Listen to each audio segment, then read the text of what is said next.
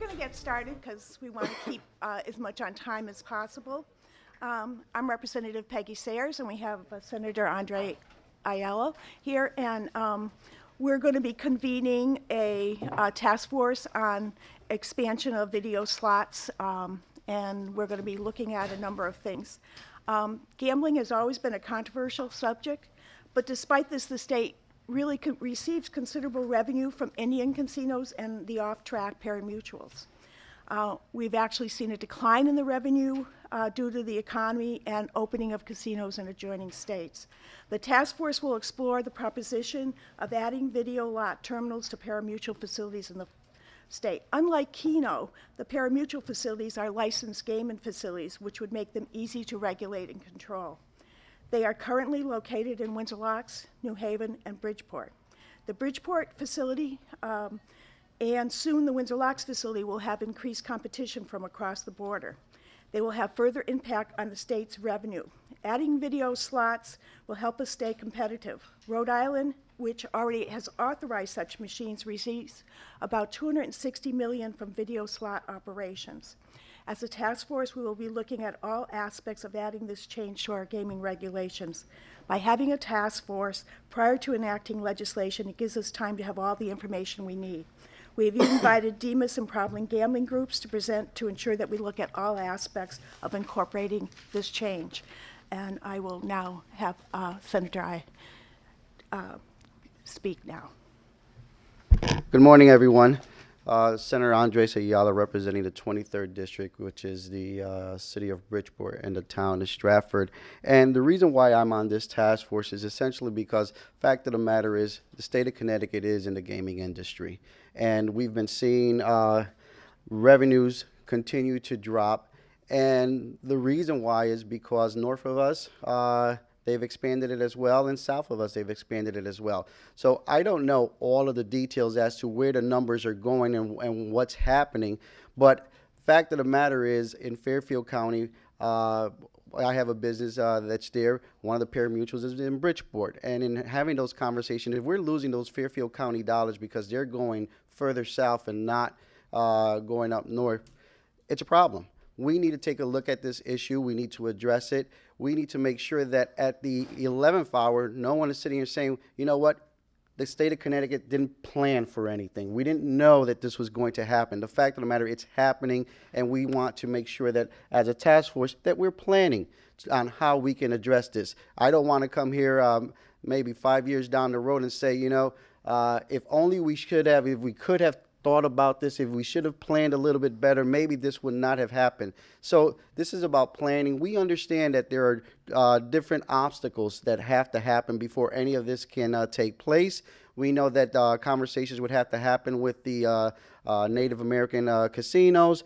All of that has to happen. We want to just make sure that there's a conversation about it and have people around this table to have experts tell us what exactly is going on, what we can do, and then take it from there. So is this going to happen next month or next year? Or is this probably not?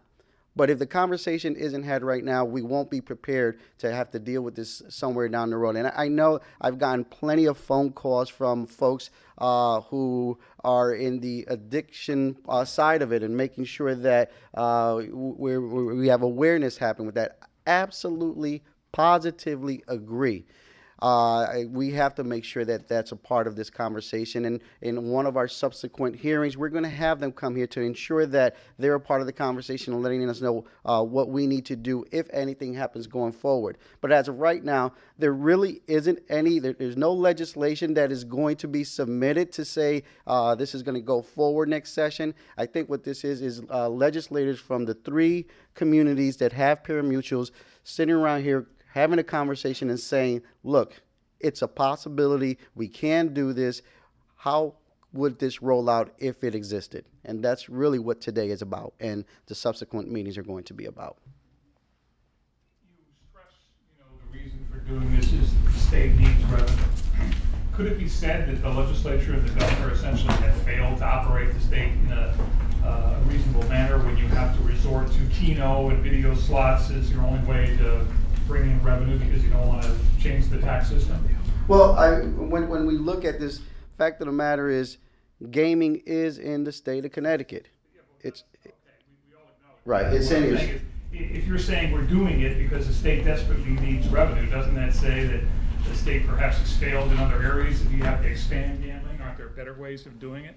Well, I would be careful about saying the word expansion. I'm just trying to say, at least from the point of view where I'm coming from, is ensuring that whatever dollars were already coming here continue to stay here. That's the fact. I mean, I know that because we're talking about 3 possible new places where it would go, but I think the concern here is really saying that, you know, if we have an industry and we shut our eyes to what the trends are saying, then fact of the matter is that industry is going to go away. And then we're going to be back here trying to reinvent ourselves and say, well, you know what do we do now? And I think that the legislators that are coming around this are saying we don't want to shut our eyes to it. We want to address it in a meaningful, educated way. What about, what would you say to, okay, go ahead. And I would just add to that is the downturn is more about the whole global economy. It's not just a Connecticut problem. It is in a variety of other states. Yes, Connecticut has been hurt for a longer period of time and we have a slower recovery, but it's not so simple as to say that it was mismanaged and that we need to get gambling revenues to pay our bills. Last time this was discussed, back in May or June, we got a number of questions from people who said, well, why not the other off-track betting facilities, the ones that Auto-Tote runs? Why these 3? Why shouldn't people in Waterbury or Torrington who happen to go to one of those facilities, or Berlin, I forget where the rest are, and be able to partake in video slots? What makes these 3 special as opposed to those other facilities? Well, I can answer it from my point of view. Bridgeport. It's in Bridgeport. I'm concerned about it. It's talking about jobs. It's talking about ensuring that they can continue to go forward. That's why I'm here.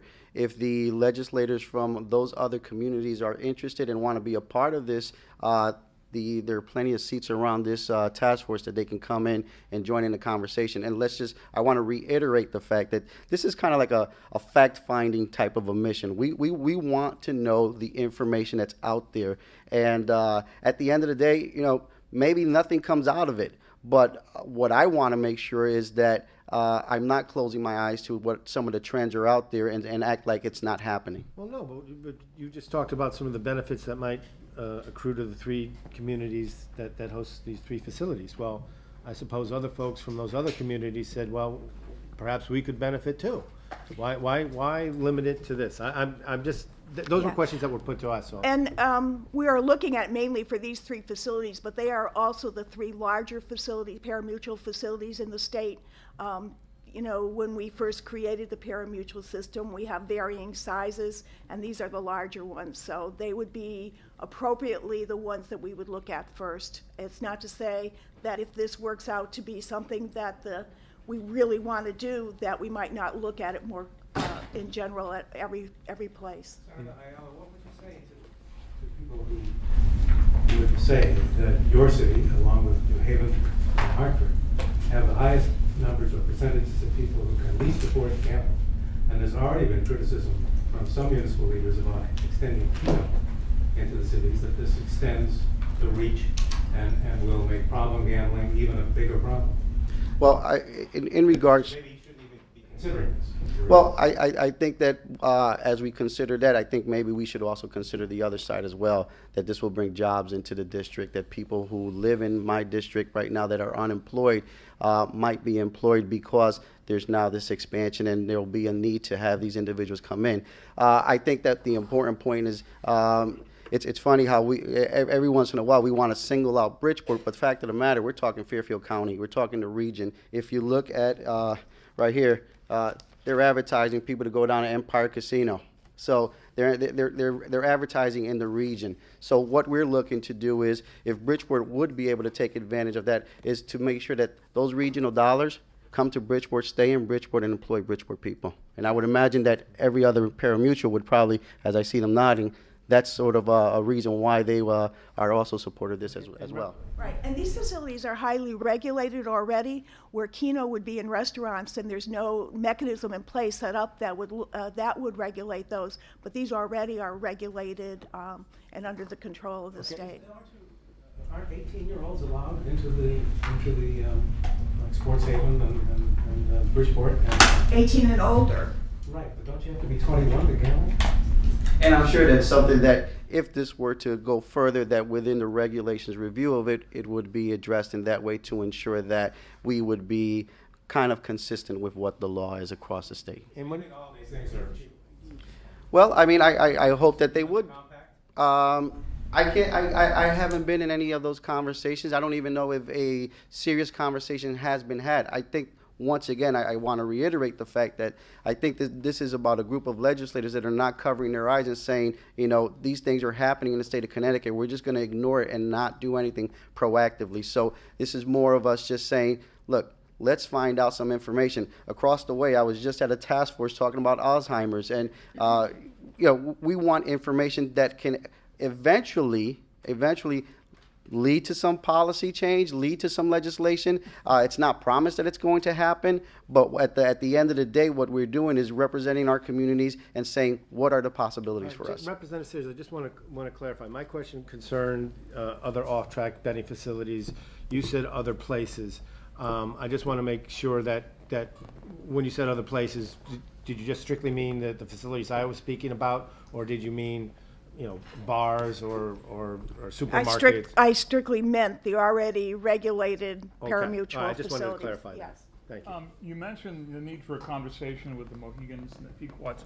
Where in this overall process does that conversation or conversations need to take place? At the beginning, halfway through, you know?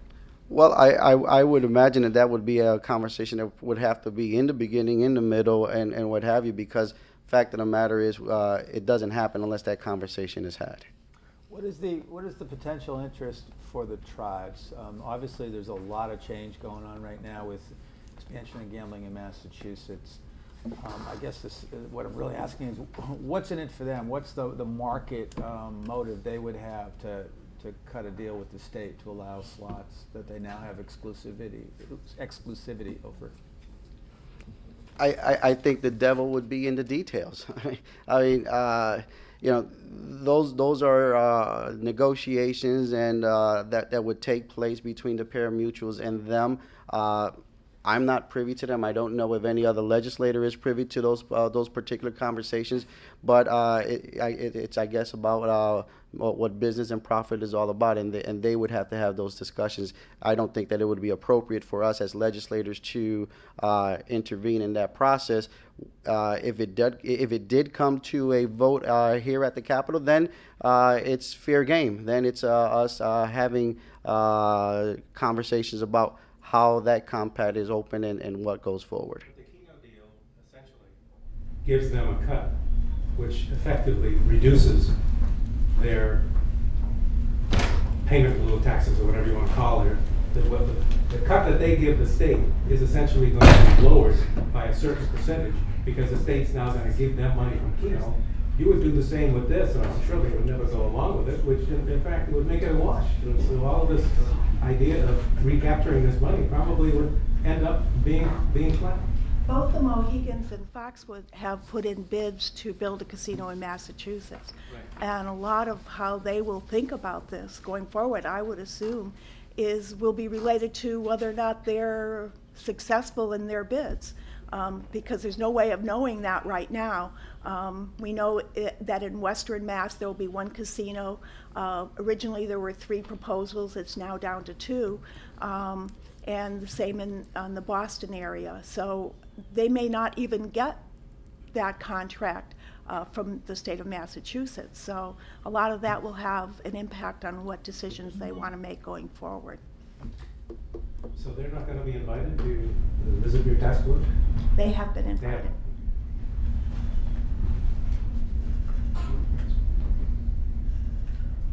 Is one of the underlying, I guess, principles of this is that this is another industry, it's another source of revenue, and the state needs to look to see how it can maintain that revenue. So are we in a position where the state is now committed to maintaining those gambling dollars in the face of greater competition outside of the state, even if it means trying to crank up more gambling activity within the state? Well, I think our job as legislators is to try to protect every possible revenue that we have, and at the end of the day, to try to bring more if appropriate. And that's a conversation that members within the Finance Committee would first lead with enough public hearing and testimony on that. And then moving forward, each house being able to vote on that with obviously conversations from the governor's office as well. But I think that what is important is, the conversation of revenue is one that we always have around here. And this is one of those many other conversations. And the other part of it is that's why we're having a task force, to really explore it and to have some better answers if this should be proposed as legislation. And the other side of it is to look at the defense industry. There was a long-time problem in Connecticut that was our main source of jobs in the state, and as changes occur in that area, you have to look at whether ways you can have jobs and provide jobs in Connecticut. So it's the same in terms of the gambling industry. We really need to look at it, which is why this task force becomes so important.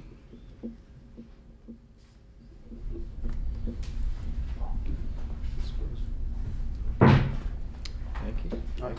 Well, thank you, and I guess at this point, the press conference is closed, and we're going to take a couple of minutes before we go into the task force and get testimony. Hey, Jim. How are you?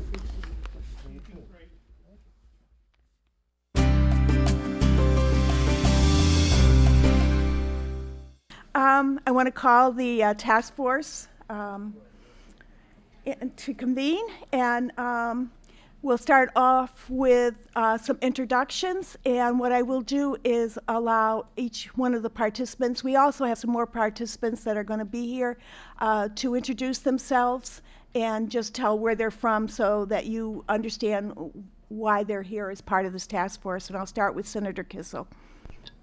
Well, thank you very much, Madam Chairman. Thank you for inviting me to be a participant on the task force. I've accepted as a full-time member. Probably one of the key areas that I represent is the town of Windsor Locks, but I also represent all those towns pretty much in north central Connecticut, strategically located between Hartford and Springfield. And those towns are Enfield, Somers, Suffield, Windsor, Windsor Locks, East Granby, and Granby. And so again, thank you for allowing me, and Senator Ayala as well, and Representative Alexander's one of my reps, so actually is my state rep, so thank you so much. I'm delighted to be here. Thank you, Senator. And Senator Ayala, if you would mind introducing yourself? Sure. Senator Andres Ayala, representing the 23rd District. Don't have as many towns as you have. I only have about 85% of the city of Bridgeport and a small piece of the town of Stratford. Those are the two areas that I represent. And as mentioned earlier in our comments, the reason why I'm here, I have a facility in the city of Bridgeport that is directly involved with this particular conversation. So very interested to hear the public testimony that we're going to get from all sides and see what happens going forward. Thank you. And David, if you would introduce yourself. Yes, I'm David Alexander, State Representative from the 58th District in Enfield, and I thank Representative Sayers and Senator Aiello to invite me on this task force. Very excited about it, and working with my colleague Senator Kissel, who is, I guess, my neighbor, lives down the street from me, and constituent. And I am excited. Since I do represent Enfield, it's a border town. It is near Teletrack and Windsor Locks. Constituents of mine do go down there.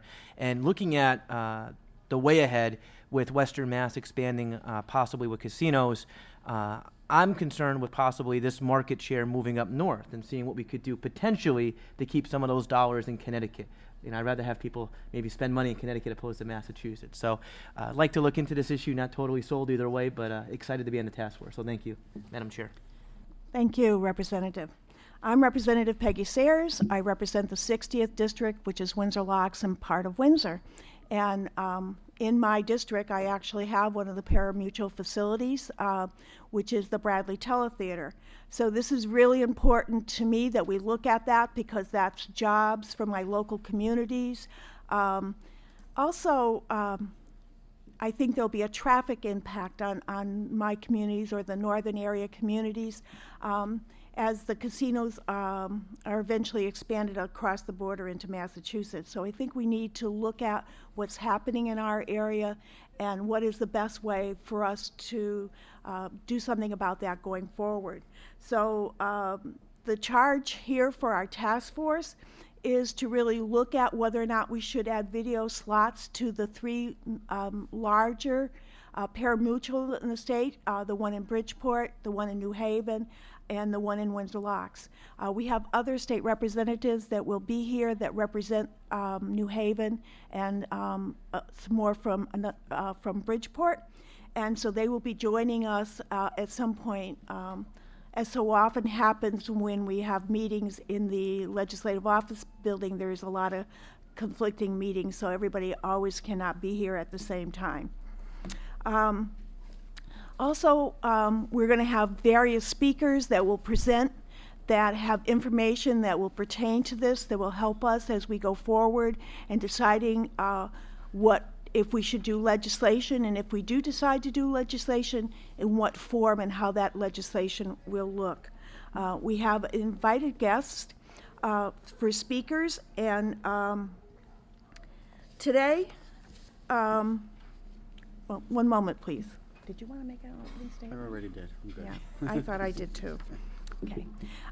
It is Clyde Barrow. Mr. Barrow is an academic affiliate of Nathan Associates. He's a professor of public policy at the University of Massachusetts, Dartmouth. He's a director of UMass Dartmouth Center for Policy Analysis.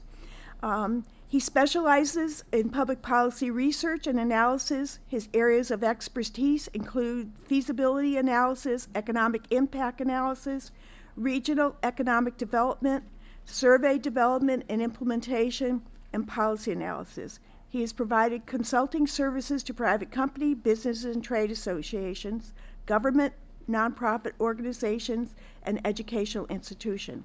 His work has involved a wide variety of industries, including casino gaming, retail trade, science and technology, textiles and apparel, national defense, education, healthcare, and arts and craft. He's going to be providing us with some information on the Cummings report. We have additional information plus copies of the Cummings report. If anybody would like additional information, please contact one of the members of the task force. And Mr. Barrows, if I could have you come. Right here? Yes. Thank you so much for coming before us today. I know there's been a lot of conflicting where your group has had to present at other places, so it was really difficult to get someone here. So I really appreciate your taking the time to come today, and we'll look forward to hearing your report on the Cummings report. Thank you. You're welcome. You're right. It's very busy in New England throughout the entire Northeast right now. I do want to thank you for the opportunity to address the task force on expanded video gaming. And the purpose of my testimony today is to provide some basic factual information about trends in the Northeastern casino gaming market and to reaffirm earlier analyses of the potential for video gaming in the state of Connecticut, particularly the Cummings report, as you had mentioned earlier, which I've had an opportunity to review. You gave me a very nice introduction, so I can spare the audience, I suppose, talking a lot about myself. But I do want to give you some of my background in studying casino gaming, in particular in New England and Northeast, which I've been studying since 1995. And in 2004, I launched the Northeastern Gaming Research Project at the University of Massachusetts, Dartmouth, which was established to provide policymakers, the general public, and the media with independent and objective research on the economic, fiscal, and social impacts of gaming in New England and the Mid-Atlantic regions. In addition to articles that I've published in scholarly journals, the Gaming Project itself publishes an annual New England Casino Gaming Update, which I'm glad to say is occasionally reported in Connecticut, as well as a biennial New England Gaming Behavior Survey, and I'll be drawing partially on the most recent iterations of those two reports. I regularly follow trends and developments in the gaming industry, publish original academic research on the industry, and analyze proposals for expanded gaming, most recently in a number of states from California to Maine. For the record, I am speaking today on behalf of Shoreline Star Greyhound Park. Now, just a brief overview to sort of put Connecticut in the larger context of the northeastern gaming market. The Great Recession, which actually started in December of 2007, and its aftermath has paradoxically been a time of rapid expansion in the northeastern gaming industry. The northeastern gaming market, as I define it, includes New England and the mid-Atlantic states as well as Ohio. It's a 14-state triangle that runs essentially from Maryland to Ohio to Maine. That market since 2004 has expanded from 28 Class 3 gaming facilities to 61 Class 3 gaming facilities in 2013. That number includes 45 full-fledged casinos with slot machines and table games and 16 racetrack casinos or slot parlors with video lottery terminals or slot machines.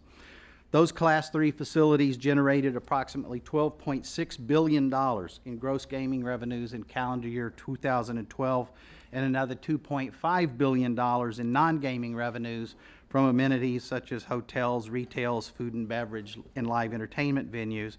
In summary, it's a $15.1 billion industry in the Northeast as of last year. The 6 casino gaming venues in New England, including Connecticut's 2 mega casinos, account for about $2.9 billion, or just under 20% of the total northeastern gaming market. However, even though the number of Class 3 casinos has more than doubled in the Northeast in only 7 years, I've often been quoted, including in newspapers in Connecticut, as saying that the gambling arms race is really just beginning in the Northeast. For example, Massachusetts will license a slot parlor by the end of this year, and it will award licenses for 2 major resort casinos in the Boston area and in western Massachusetts in the spring of 2014, with a 3rd license in southeastern Massachusetts likely to follow soon afterwards. The Maine state legislature has appointed a commission to develop a competitive bidding process for the operation of additional casinos or slot machine facilities. That's actually the official title of their task force, which is currently reviewing data and conducting hearings with the goal of submitting new legislation for expanded gaming in that state. The New Hampshire state legislature has appointed a gambling regulatory oversight committee for the purpose of developing a regulatory structure and guidelines in anticipation of expanded gambling legislation that could authorize 1 or more casinos in New Hampshire. Pennsylvania will shortly add another 2 casinos to its portfolio, including a 2nd urban casino in Philadelphia. New York now has 17,000 video lottery terminals, which is an increase of more than 3,000 from only 2 years ago, and an increase of over 5,000 from 3 years ago, with most of that increase due to the opening of Resorts World New York at Aqueduct Raceway in Queens, New York.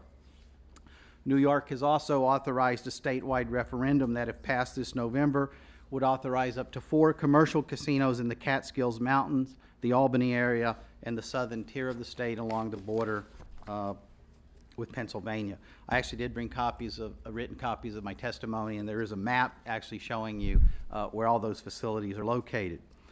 Now, in the midst of that rapidly expanding and ever more competitive gaming industry, Connecticut's gambling policy has remained essentially unchanged since 1992, when Foxwoods Resort Casino first opened for business under the Indian Gaming Regulatory Act, followed shortly thereafter by Mohegan Sun Casino in 1996.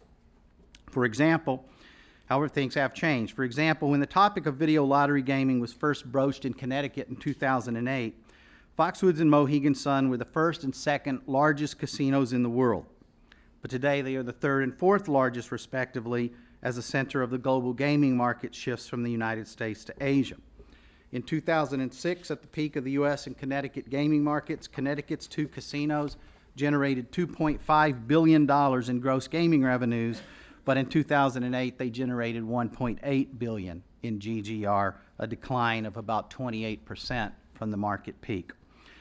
There's no doubt that a portion of that decline was due to a lower propensity to gamble during the Great Recession. People have pulled back on discretionary spending, and their wallets remain tight.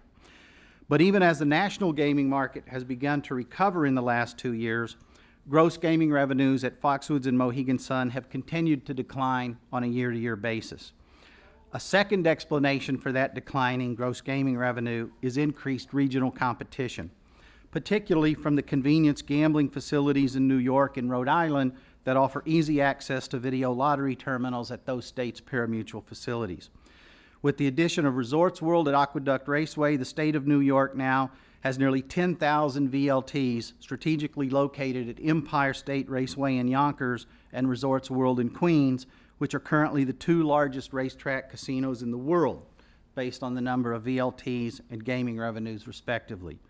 Not coincidentally, gaming expenditures by New York residents at Connecticut's two casinos has declined from $290 million in 2006 to $207 million in 2012, or nearly 29% during that period, while gross gaming revenues at New York's racetrack casinos has increased from $426 million to $1.8 billion during the same time.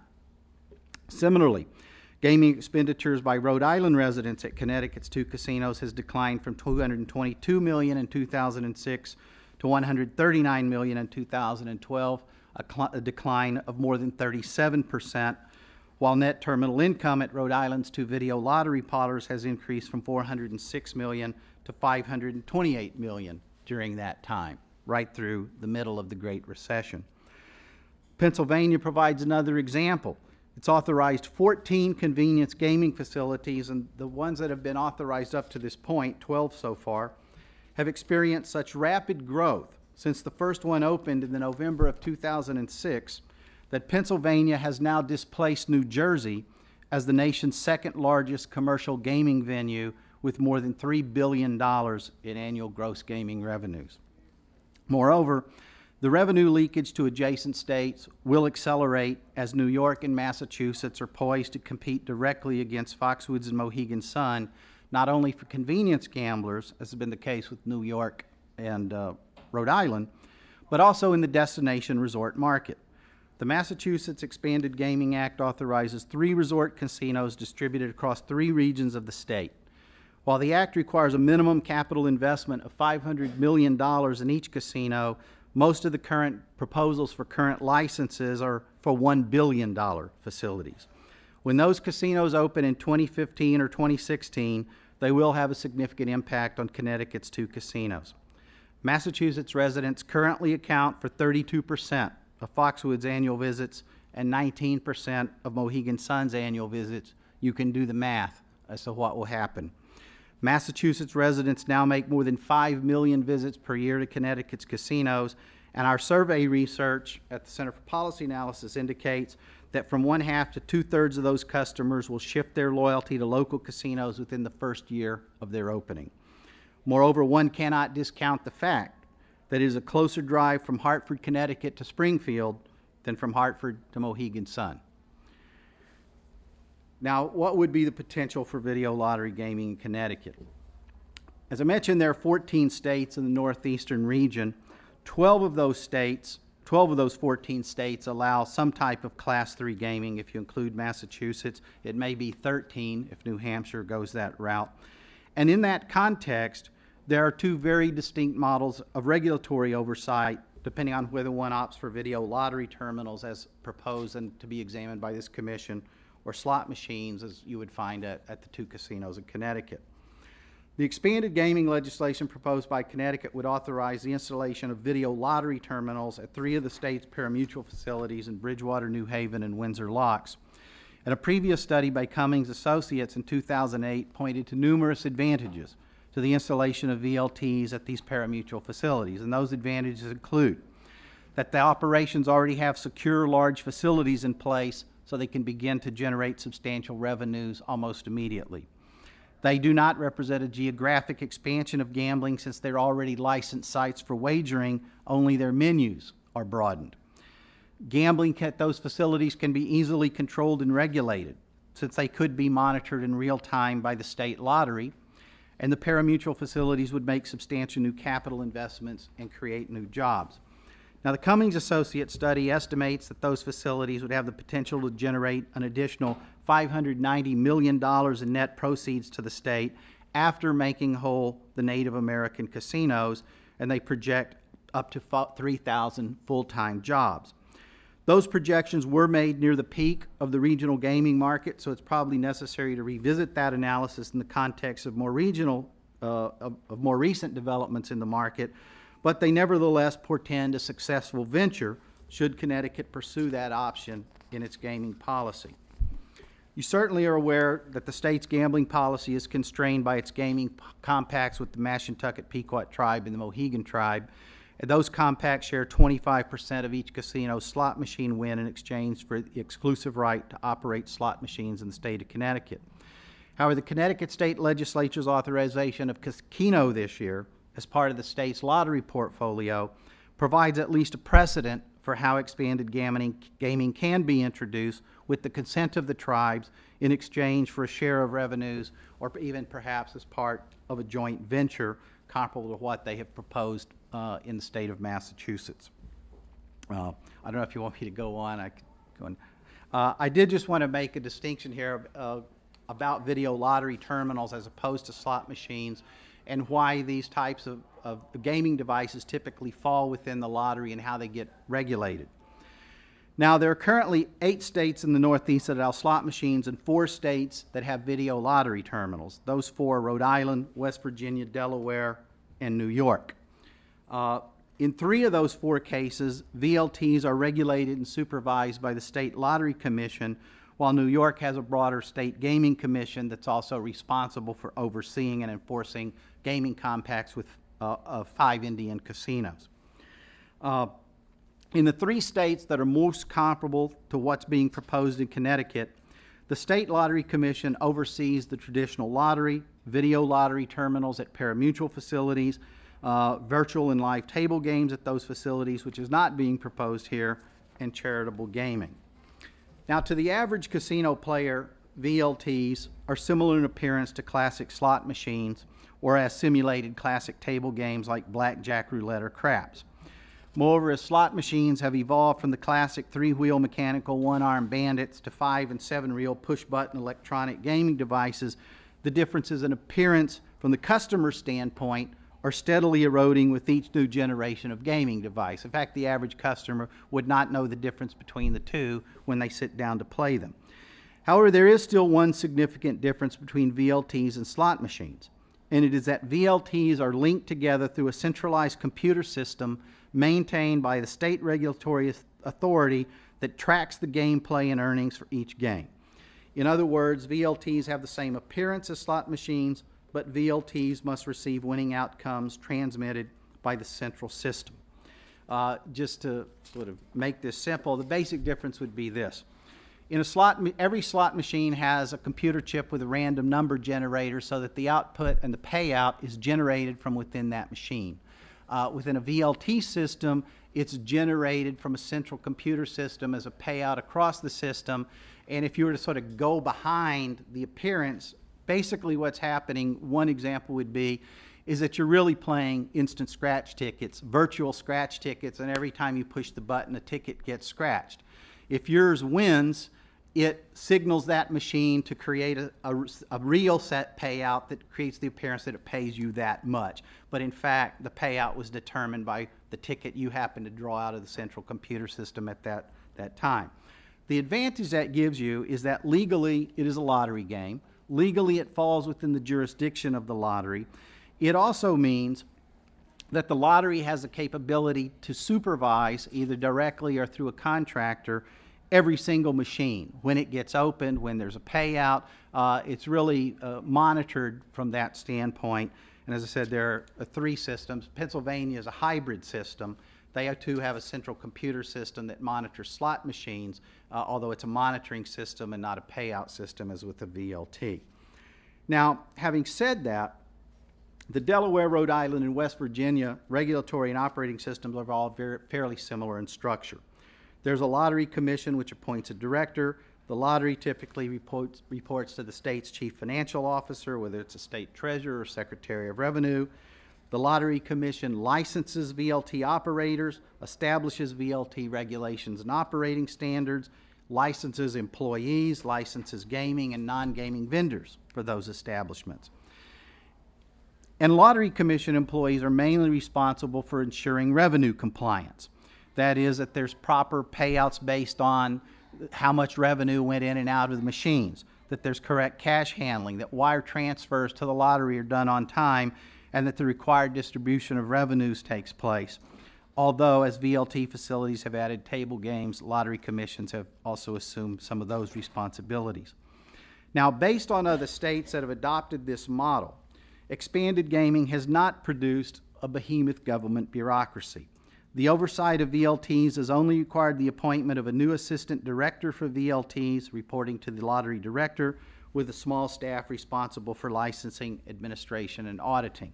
As with casinos, things such as background checks, investigation and enforcements typically remains with the state police and with the Attorney General's office. So in many ways, that arrangement would be the same in Connecticut as it already is with the two casinos. It would simply be the Lottery Commission instead of the Division of Special Revenue that's involved in the licensing and the revenue collection. Finally, while we normally talk about taxing casinos, that phrase is not technically correct with respect to VLT operations, because normally, because it's run by the lottery, the state actually owns or leases the VLTs and therefore collects 100% of the win generated by the VLTs. The State Lottery Commission then distributes a share of the revenue as fixed by law to the VLT facility operator, owner and operator, essentially as a lease or rental payment for the use of their facility. The Lottery Commission typically distributes a contractual or statutorily agreed upon amount, usually 6 to 12%, to a technology and communications provider who provides the machines, sets up the computer network, monitors the computer network. So that's essentially contracted out. West Virginia is the one exception to those 4 states where it actually requires that the facility operators actually perform all those tasks on their own. And then, of course, the remainder goes into the general fund or whatever mechanism is set up for the distribution of those revenues in the statute. So I'll conclude my remarks on that point, and thank you for your attention. I'll be happy to answer any questions. Thank you very much, Dr. Barrows. My first quick questions, it sounds like this is very highly regulated, even more so than the casinos would be. Yes, I would say with one additional layer. It's regulated as extensively as casinos with one difference. And the extra layer is that the lottery can actually monitor every single machine in real time.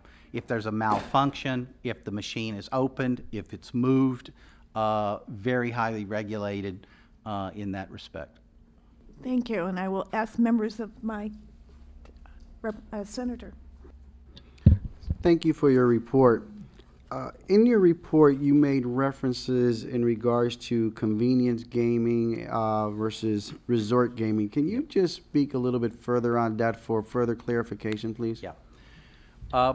Basically, we divide the casino gambling market in what we call the sort of destination market versus convenience gambling market. And there actually tend to be two distinct types of players in terms of their motivations. The main difference is that convenience gamblers are exactly what it sounds like. They're looking for convenience. They tend to visit facilities that are within 30 to 60 minutes of where they live. They're not interested in the bells and whistles. They're not looking for shows or lots of live entertainment or expensive dining or hotels.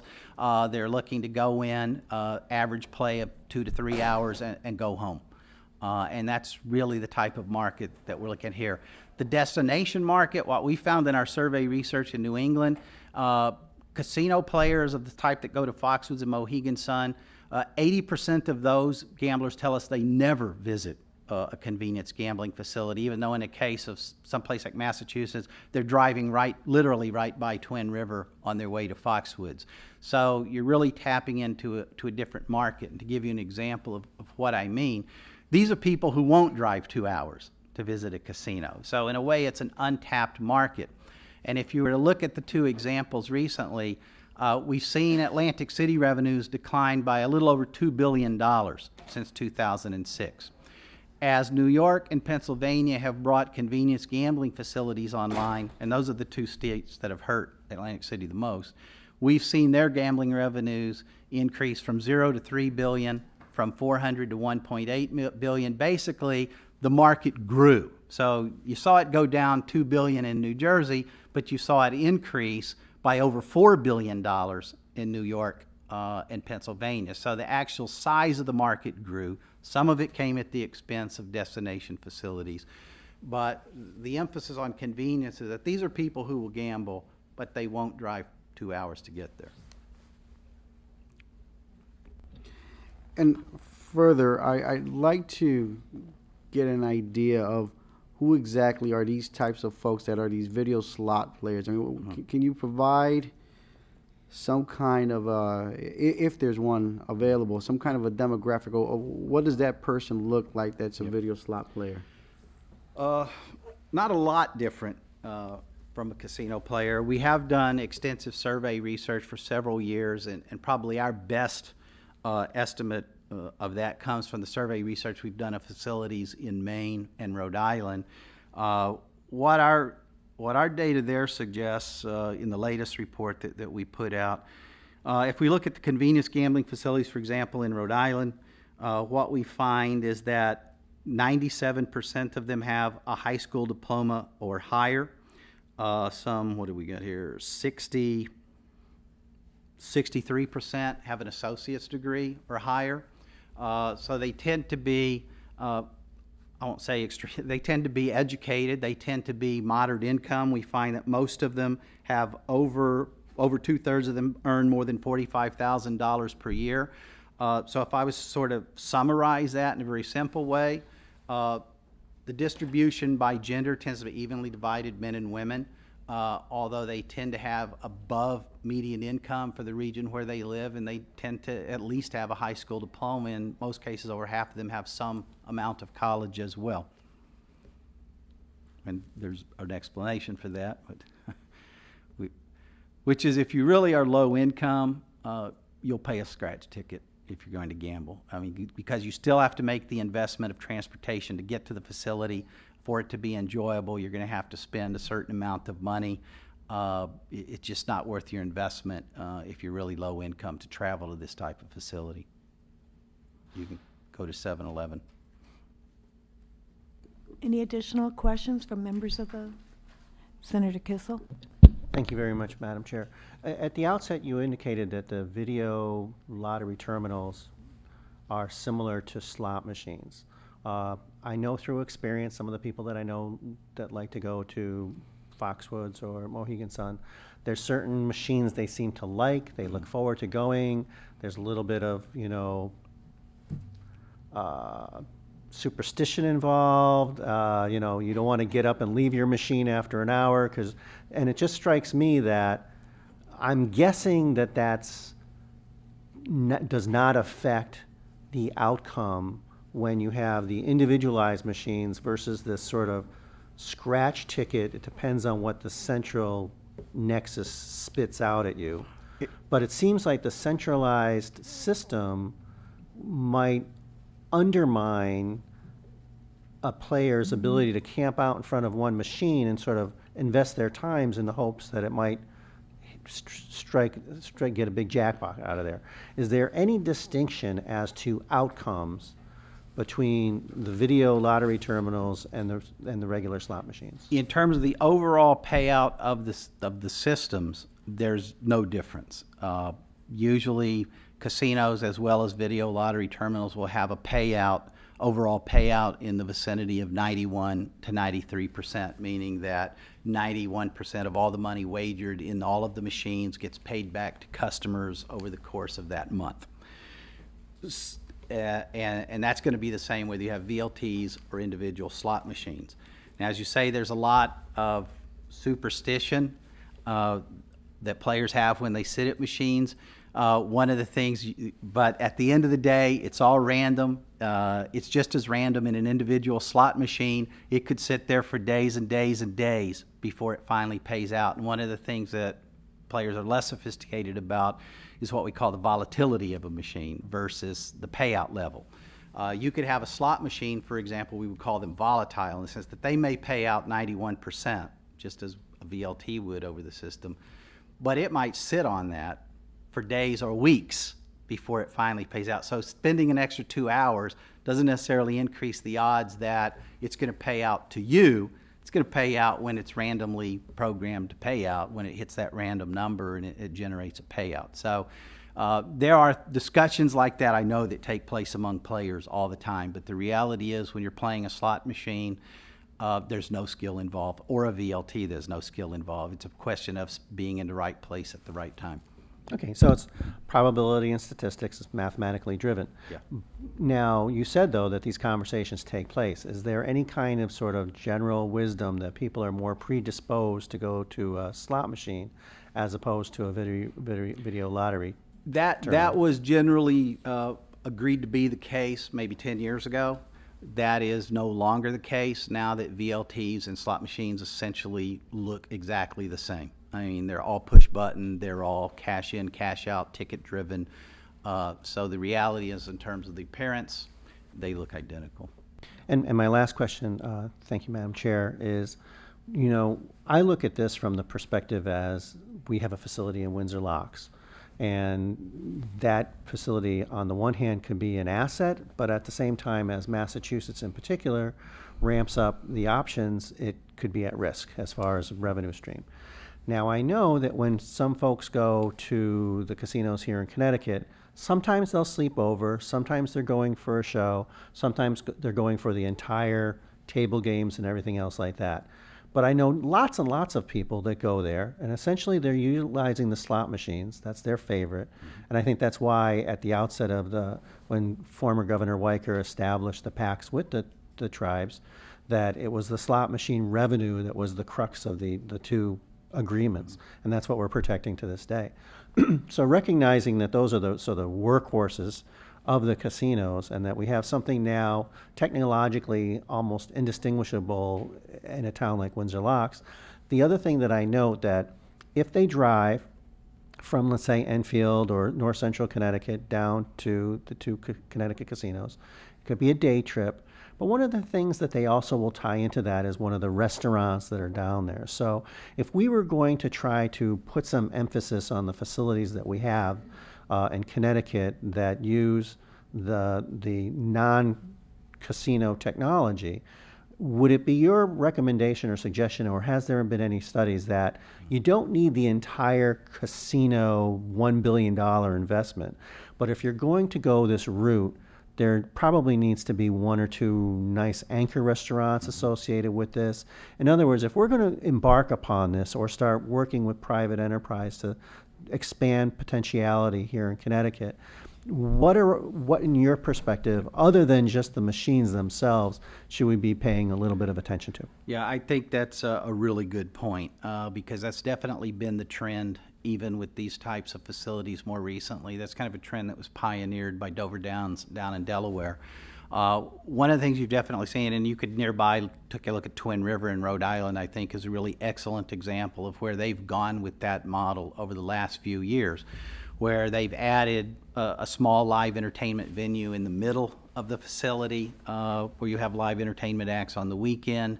You have a comedy club, you have a couple of high-end restaurants, including a steakhouse, a sports pub. So it's not the full range of amenities. You don't have all the retail establishments, the dance clubs, and the kind of things you would find at a full-scale resort casino. But you do have enough there to make it a more attractive facility. And those types of facilities now are generating probably 10 to 12% of the total revenues from non-gaming amenities, such as the food and beverage service and the live entertainment. Whereas, again, 10, 12 years ago, that number would have been not quite zero, but it would have been a couple of percent. So that is definitely a trend. Okay, thank you very much. Thank you, Madam Chair. Thank you, Senator. And by the way, I think the Bradley Teletrax is going to be making a major announcement within the next couple of days of an expansion to build some really nice restaurants as part of their facility. So that was an excellent question. Thank you. Representative Alexander. Thank you, Madam Chair, and thank you, Professor Burrow, for coming in and enlighten us on this issue with your data. I definitely subscribe or buy in on the onset to your conversation about the convenience player compared to the destination player. I mean, I would say that I'm a destination player. I would go down to Mohegan or Foxwoods with friends once or twice a year for something to do. And for someone who was living out in California previously, driving to Las Vegas, driving out in the desert in California, there's a lot of different small casinos that I drove by on my way to Vegas, where I would think more of a convenience player in that area would go and play. And some of those, as Senator Kissel's point, did have small, you could see restaurants, but much smaller than you would see in a normal casino. With that all being said, I look at the data you're presenting, and it does show that going local and having video gaming local would keep revenue in the state, get those convenience gamblers staying in the state, generating money for the state in Connecticut. Just looking at the three proposed areas that we have, Bridgeport, New Haven, and Windsor Locks, in light of the fact that down the road it looks like Western Mass is going to get a casino, as far out as Ludlow, but it could be as close as Springfield or West Springfield. And you mentioned that really the convenience player would stay around a maybe 60-minute travel hub. Mm-hmm. How would that work? I don't know if you have data on this, where would it be worth the effort to bring video gaming into Windsor Locks when in Enfield I can make Springfield in 10 minutes, I can make Ludlow in 30 minutes? Would that market still exist for that convenience player in light of all that? And can you also speak to New Haven down in the shore? I don't know how versed you are with the area, and Bridgeport. That's one of those questions I'd partly say I'd want to model that to see, but Sure. in some respects, yes, I think there are a couple of keys here. One is getting the facilities close to population, because that's about getting convenience gambles. It's about getting close to borders, where you keep people inside your border, and also maybe attract some from across the border, particularly in New York or Massachusetts. Gamblers are not going to respect state borders. They just don't exist for them. They go into the facility.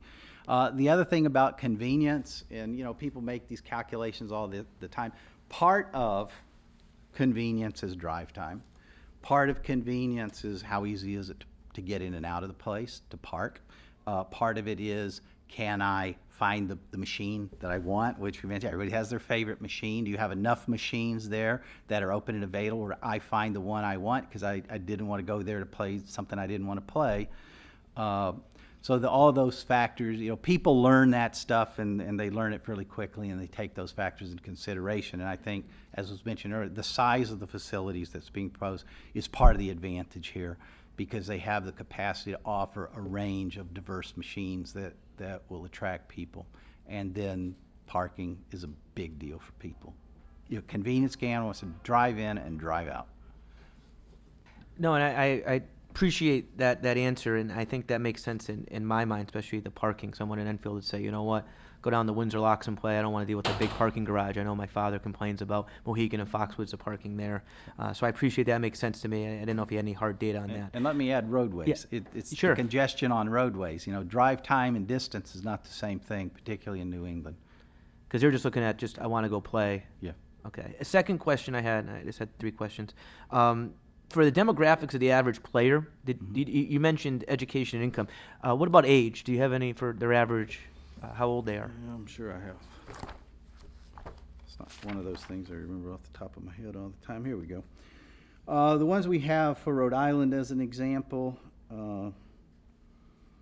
well, in Rhode Island, the age, because it's a lottery, and that was raised as an issue, Rhode Island is only one of the four VLT states in the Northeast that still has a gambling age of 18, although they're about to change that to 21 since they added table games. We have basically 28% of the players are aged 18 to 34, 29% aged 35 to 49, 23% 50 to 64, 20% over 65. Basically, roughly parallels the age distribution in the population. Thank you. And final question, Professor Barrow. You mentioned about you explained the BLT process, that these games are very similar to traditional slots, and I do think it's sort of innovative that this would allow Connecticut Lottery to regulate this. And I've taken a tour with them, and they're pretty well organized. Would they rotate the games in a similar way to casinos? Because I know slot machines they rotate different types and different types of bells and whistles that attract people. I mean, would they do this? Does that occur in the other BLT states? Yeah, yes, it does. The only difference, well, the main difference is, of course, they rotate them, and in fact, the central computer system gives you a great capability to monitor the productivity of an individual machine. What machines are people playing? What times are they playing? When are they playing the most? And you can make those adjustments depending on which route you go. You know, as I mentioned, West Virginia is the sort of the outlier here in the sense that they leave it to the operators to make those decisions. You can't change out or move a machine without the authorization from the Lottery Commission. Every single machine is tagged, tracked, and you have to know, they know exactly where it is at any given moment. And they have inspectors that come in to verify that periodically. With the other 3 states, the Lottery Commission will oversee and approve that, but it's generally contracted out to a technology and communications operator, they will call them, who specializes in this, and they'll make those monitors. And they will typically have an incentive to maximize the productivity of the machines because they will normally get paid a percentage of the net terminal income. So just like the Connecticut Lottery changes their scratch tickets and different, Right. they would do the same thing Yeah. with this as well. Probably not as often because these Sure. machines cost a lot, but yes. Okay. Thank you, Madam Chair. Thank you. Senator? Dr. Barrow, you made it, you could call the term the casino arms race, which kind of like really shocked me, the fact that there was so much gaming going around in the New England area and the states that you mentioned. Can you provide, based on that conversation, I'm assuming that Connecticut is alone because of the fact that we have the compact. Do any of those states have any similar type of compact or any kind of restriction that would restrict casinos? I mean, if you can answer that part first. The short answer is no. After I say that, it could get very complicated in the case of Maine and Massachusetts, and that's because they do have federally recognized Indian tribes, but those tribes signed what are called land settlement agreements back in the mid-1980s, before the Indian Gaming Regulatory Act was passed, which requires them to accept the laws of the state as binding. There's a dispute, obviously, as to whether they are covered by EGRA or somehow covered by the state. Massachusetts is still grappling with that, and it's a big ambiguity in their legislation right now. But the simple answer is, are they restrained in what they do by a gaming compact? The answer to that question is absolutely not. Okay. They do not face that problem. Well, with that said, and I think part of the comments that I made earlier at the press conference and other instances have been the fact that I think it behooves us as legislators to kind of not turn a blind eye to what's happening around us. And through your analysis and research that you have done, if the state of Connecticut stays packed and doesn't do anything to change the way we do business when it comes to gaming, what's the forecast? I mean, I think in the numbers that you said, I think it's pretty evident where those dollars are going right now. But what's the forecast like for the state of Connecticut? Let's say 10 years down the road, 20 years down the road. What happens next? Based on and I understand that it's an opinion, but but you look at these numbers. And your expertise is a heck of a lot more than what mine is, but I'd like to know based on what your opinion is, what happens next. Okay, and I don't think we need to go 10 years down the road. We just need to go to 2015, 2016. Massachusetts will have a slot parlor and 2 casinos in place, the licenses, and I have no doubt that one of them will be open by 2015, one in 2016, one of those in western Massachusetts. As I mentioned, 32% of Foxwoods visits come from Massachusetts residents. If you lose half to 2/3 of those, you can realize you're talking $200, possibly $300 million per year in lost gaming revenues. Not all of that is slot revenue, but you do the 25% math, you know you're talking $125 to $150 million in lost state revenues just from that one facility alone. In the case of Mohegan Sun, 19% of their customers come from Massachusetts, mainly western Massachusetts. They're going to be directly competing with Springfield or Palmer. If they lose only 10% of their business, it's $100 million per year.